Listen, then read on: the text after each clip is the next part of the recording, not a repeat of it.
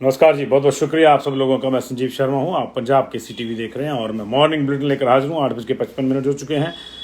Office जाने की, काम पे जाने की आपाधापी के बीच में आपको छोटा सा न्यूज़ कैप्सूल देने की हम डेली कोशिश करते हैं, ताकि आप खास तौर से हिमाचल की पॉलिटिक्स में चुनावों के दौरान जो हो रहा है उससे अपडेट रह सके। बाकी खबरों की भी चर्चा हम करते हैं, दिन भर हमारे पेज पे खबरें रहती हैं। Sunil Kaundal ji, Narendra Kumar ji, thank you very much for watching.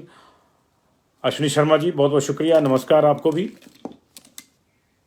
तमाम लोगों से आग्रह, इसको जल्दी से जल्दी शेयर भी कर दीजिएगा। Rahul Dogra ji, thank you very much for watching. Rajendra Singh ji, सुप्रभात, कैसे हैं आप सब लोग? सबका स्वागत है, सबका प्यार हम पे बरसता है और उसके लिए हम अभिभूत हैं। Champion Pankaj, how are you? Khemu Thakur ji, नमस्ते। अश्विनी शर्मा जी, नमस्ते। Pankaj Chaudhary ji watching, thank you very much for watching. Aman ji, Rajesh Sharma ji, Devraj ji, thank you very much. Ranjana Verma ji, बहुत बहुत शुक्रिया। कुलदीप कुमार जी, बहुत बहुत शुक्रिया, thank you very much ji. शुरू करते हैं। बीजेपी में रिवाज जारी है। बीजेपी लोगों को कह रही है कि रिवाज बदलिए, लेकिन उसमें कुछ रिवाज बदस्तूर जारी हैं। कौन से हैं, हल्की सी चर्चा करेंगे, बाकी विस्तार से चर्चा शाम को करेंगे। उधर बाप बीजेपी से चुनाव लड़ेगा तो बेटा निर्दलीय लड़ेगा, ये भी दिलचस्प स्थितियां आ रही हैं। हालांकि अभी धर्मपुर सबकी नजरें हैं कि क्या भाई के खिलाफ बहन चुनाव लड़ेगी, ये भी चर्चा में है। पालमपुर, रोडू, द्रंग, बिलासपुर बीजेपी में बगावत जारी। आज सुक्खू कृपाल के नामांकन है। उधर कैबिनेट मिनिस्टर वीरेंद्र कंवर भी अपना नामांकन भरेंगे और नामांकन भरवाने के लिए हमीरपुर में, खासतौर से हमीरपुर, भोरंज, यहाँ पर अनुराग और बंगाणा, यहाँ अनुराग ठाकुर आ रहे हैं, जिनके खिलाफ कल बड़सर में मुर्दाबाद के नारे लगे थे। हमने ये भी बताया था कि क्यों लगे थे। बीजेपी ने 68 के 68 टिकट जारी कर दिए हैं। आम आदमी पार्टी ने 68 के 68 टिकट जारी कर दिए हैं। कांग्रेस ने 63 टिकट जारी कर दिए। 5 सीटें उसकी फिर से फंसी हुई हैं। कल हमने आपको बताया था कि कांग्रेस की जो बाकी की सूची है वो आ गई थी। एक बार फिर से पढ़ दूंगा, फिर चर्चा करेंगे बीजेपी के रिवाज की। भरमौर से कांग्रेस ने ठाकुर सिंह भरमौरी को टिकट दिया। लेट नाइट हमने ये बताया था आपको, तो इसलिए आप नहीं जुड़ पाए होंगे उस समय, तो अभी बता रहे हैं। जो बाकी की सीटें उसमें ठाकुर सिंह भरमौरी, मलेंद्र राजन इंदौरा से, देहरा से डॉक्टर राजेश शर्मा, सुला से जगदीश सपैया को टिकट दिया है। कांगड़ा से कांग्रेस ने सुरेंद्र सिंह काकू को टिकट दिया है। आनी आरक्षित से बेशन लाल कौशल को टिकट दिया गया है। करसोग से महेश राज, मनसा राम जी के पुत्र हैं, उनको टिकट दिया गया है। नाचन से नरेश कुमार को टिकट दिया गया है। जोगिंद्रनगर से सुरेंद्र पाल ठाकुर को टिकट दिया गया है। धर्मपुर से चंद्रशेखर को टिकट दिया गया है। सरकाघाट से पवन कुमार को टिकट दिया गया है। चिंतपूर्णी से सुदर्शन सिंह बबलू को टिकट दिया गया है। गगरेट से चैतन्य शर्मा को टिकट दिया गया है। कुटलहट से देवेंद्र कुमार भुट्टो को टिकट दिया गया है। बिलासपुर से बमर ठाकुर को टिकट दिया गया है। नालागढ़ से हरदीप सिंह बाबा और शिमला से हरीश जनाथा को टिकट दिया गया है। इसके अलावा हमीरपुर, मनाली, किन्नौर, पाउंटा साहिब, ये सीटें जो हैं वो फंसी हुई हैं अभी।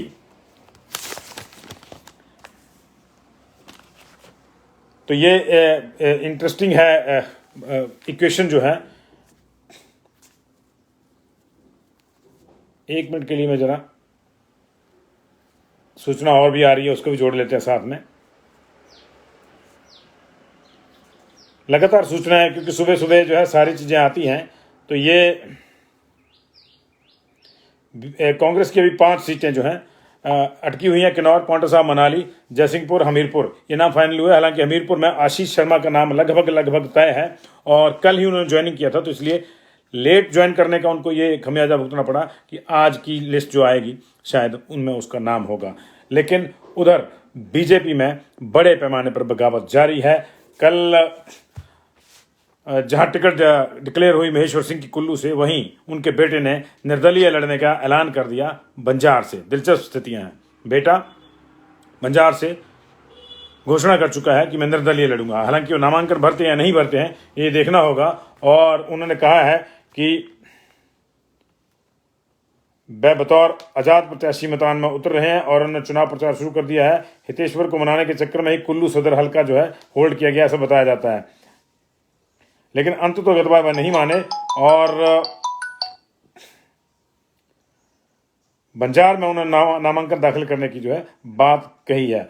उधर भाजपा विधायक किशोरी लाल ने भी पार्टी को अलविदा कह दिया है। उनका टिकट कट गया आने से और कई पदाधिकारियों सहित उन्होंने इस्तीफा दे दिया है। इसी तरह से जो है धर्मशाला में 250 कार्यकर्ताओं ने इस्तीफा दे दिया है।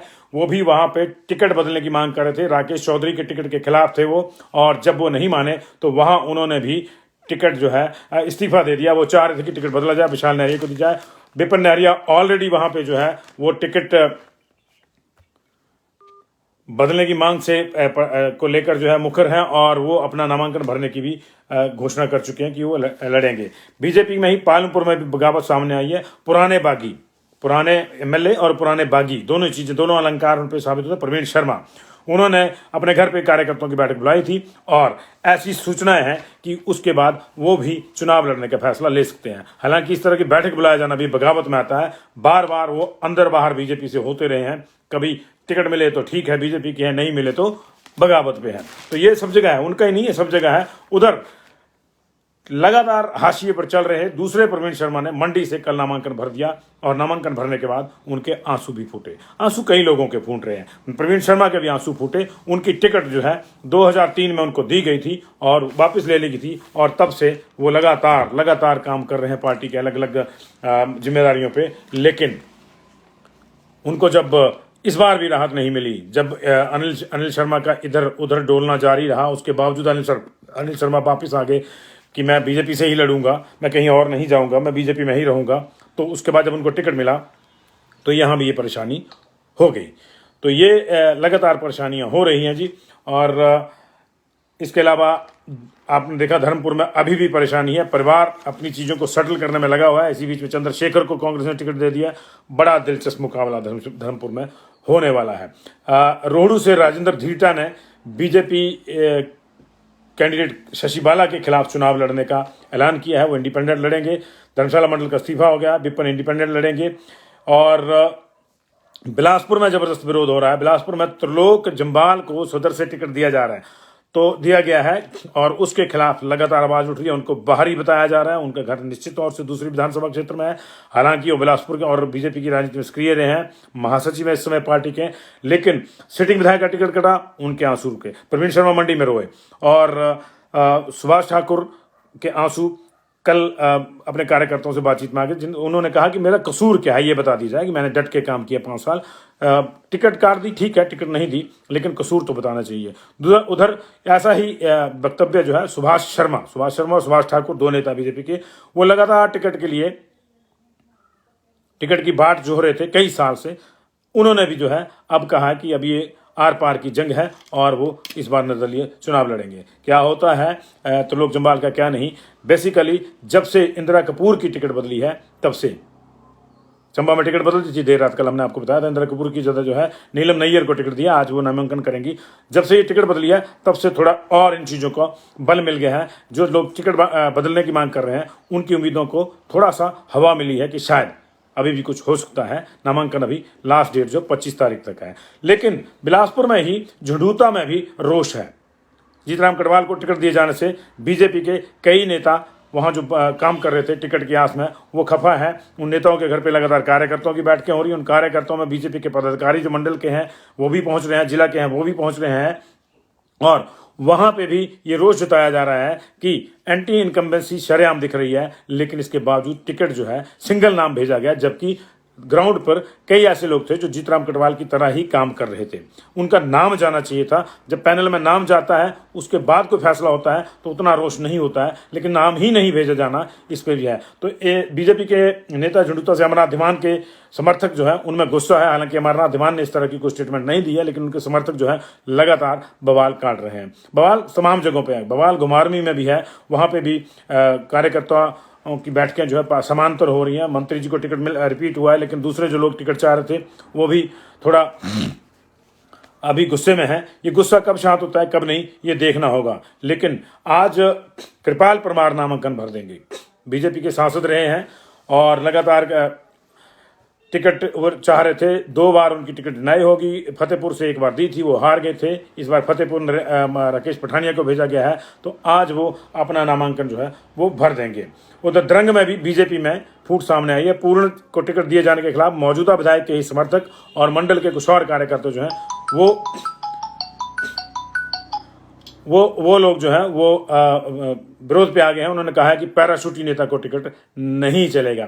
तो ये सारी चीजें जो है इस तरह से सामने आ रही हैं, लगातार बवाल हो रहे हैं। कांग्रेस में भी कम नहीं है। प्रमोद शर्मा का माफ कीजिए, कल सुरेंद्र भारद्वाज का दर्द छलका था। उधर कांग्रेस से बीजेपी में गए प्रमोद शर्मा को इस बार भी टिकट नहीं मिला है शिमला ग्रामीण से, तो उनका भी दर्द छलका है। उन्होंने भी अपना दर्द बयान किया है। आम आदमी पार्टी में भी विद्रोह है। नौटी ने पार्टी छोड़ दिया, गौरव ने पार्टी छोड़ दिया, जो आम आदमी पार्टी के प्रवक्ता थे। रेखा कपूर सुलह से उनकी नेता है आम आदमी पार्टी की, उन्होंने पार्टी छोड़ दिया। लगातार आम आदमी पार्टी में इस्तीफे हैं, सब जगह ही हो रहे हैं। और राष्ट्रीय देवभूमि पार्टी में इस्तीफे तो नहीं है, लेकिन वहां टिकट डिनाई हो रही है। कई जगह टिकट मांगी जा रही है, कई जगह दी टिकट जो है वो नहीं ली जा रही है। अशोक बकारिया ने पारिवारिक कारणों से टिकट छोड़ने का ऐलान किया है। इसी तरह देहरा से वरुण कुमार का नाम लिस्ट में आ गया था राष्ट्रीय देवभूमि पार्टी की, लेकिन उन्होंने भी टिकट को एक्सेप्ट नहीं किया। उन्होंने कहा कि ठीक है, जहां से मैं टिकट मांग रहा था वहां से नहीं मिली तो कोई बात नहीं, मैं पार्टी के लिए ही काम करूंगा। लेकिन अब बात करते हैं बीजेपी के रिवाज की। बीजेपी ने एक नारा दिया है, रिवाज बदलो।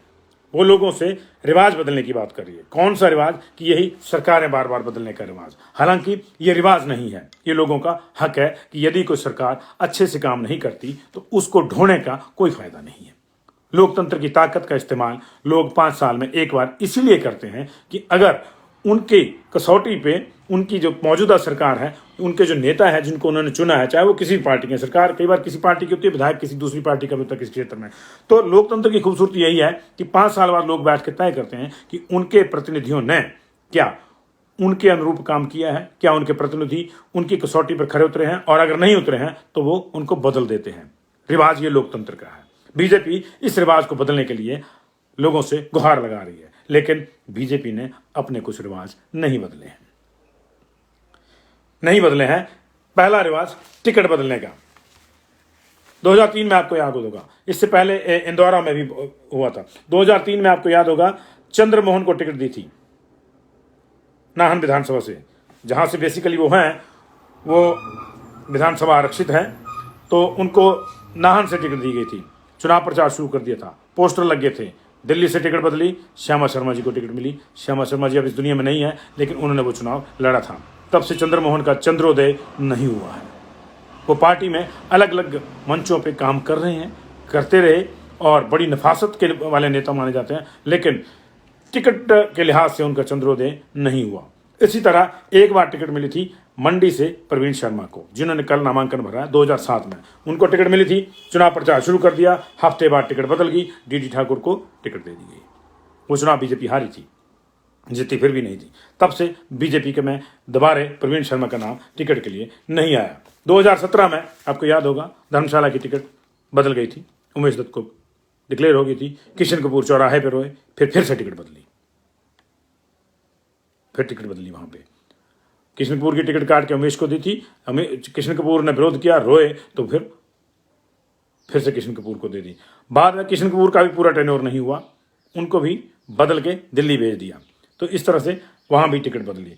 इसी तरह से इस बार जो है इंदिरा कपूर की टिकट बदल दी है। हालांकि जो तकनीकी कारण बताए जा रहे थे, कल शाम तक वो शायद क्लियर भी हुए। माननीय अदालत ने स्टे लगा दिया था उनके खिलाफ जो केस था, और उनके उस फैसले पे उस पर स्टे लगा दिया था, तो उसके तहत वो लड़ सकती थी, लेकिन तब तक देर हो गई थी और इंदिरा कपूर की टिकट बदल गई, और अब जो है नीलम नैयर को वहां से टिकट दे दी गई है। तो ये रिवाज बीजेपी में लगातार जारी है। बीजेपी में एक रिवाज और जारी है, बड़ा शोर सुनते थे पहलू में दिल का, मगर चीरा तो कतरा भर खून ना निकला। बहुत शोर मचाया था बीजेपी ने ऊपर से लेकर नीचे तक परिवारवाद का, लेकिन परिवारवाद का रिवाज भी नहीं बदला। बड़ा पुराना है। आपको शायद 1-2 परिवारों के ही नाम पता होंगे।